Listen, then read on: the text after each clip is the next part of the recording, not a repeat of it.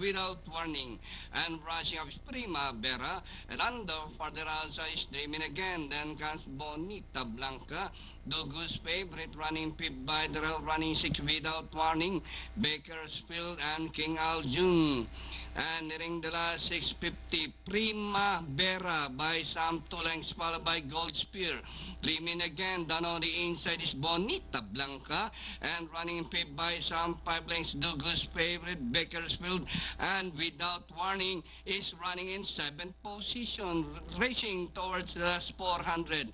Primavera, Bonita Blanca is nicking down on the inside and dreaming again on the further outside. Bonita Blanca, Mayalanka, Primavera, and on the outside dreaming again. Goldspear, Dogo's favorite, Bakersfield without warning. Bonita Blanca dreaming again is on the outside, and finally dreaming again. Bonita Blanca, Primavera, Goldspear, Dogo's favorite, and without warning for your Super Sais.